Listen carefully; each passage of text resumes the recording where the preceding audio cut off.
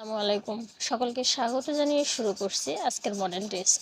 আজ আমরা বাংলা ব্যাকরণের নত্ব বিধানের উপর মডেল টেস্ট দিব। চলুন তাহলে শুরু করা যাক। কোন দুটি বর্ণের পরে মূর্ধন্য ও মূর্ধন্য ষ হয়? রি, র। কোনটি শুদ্ধ বানান? অ্যান্সার হবে খ। স্পেলিং দেখবেন পয় রফালা মূর্ধন্য উদ্দেশ্য অ দন্তন্য। নিচের কোন বানানে স্বভাবতই মূর্ধন্য হয়? অ্যান্সার হবে নিপুণ। দন্ত নয় ঋষি পয় রুসু মূর্ধন্য ন। কোন বর্গীয় বর্ণের সঙ্গে যুক্ত দন্তন্য কখনো মূর্ধন্য হয় না? অ্যান্সার হবে ত বর্গ। কোনটি শুদ্ধ বানান? অ্যান্সার হবে ক। যুক্ত ক্ষয় দীর্ঘী মূর্ধন্য দুর্গ জয় দীর্ঘী বয় দীর্ঘী।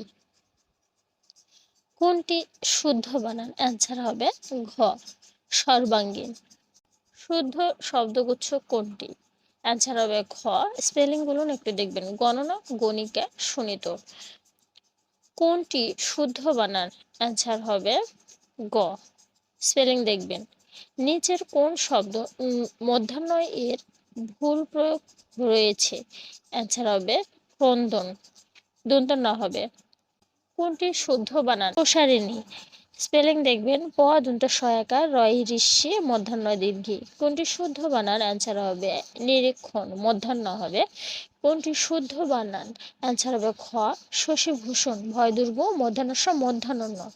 কোনটি শুদ্ধ বানান? অ্যান্সার হবে দন্ত সয় দুর্ঘ দ দন্ত ন।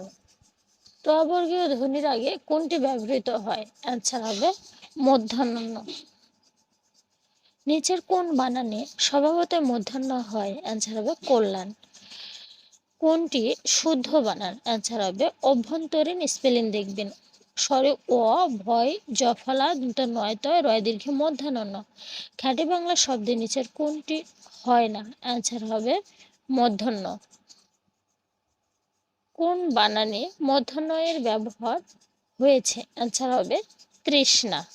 এটা কিন্তু তয় রি মধ্যাহ্ন স মধ্যাহ্ন ন।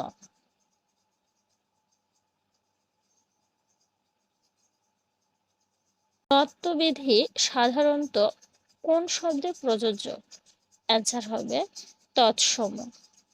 কোনটি শুদ্ধ বানান? অ্যান্সার হবে রুক্মিণী। স্পেলিং দেখবেন। আজ তাহলে এ পর্যন্তই, দেখা হচ্ছে পরবর্তী মডেল টেস্টে ইনশাল্লাহ। আল্লাহ হাফেজ।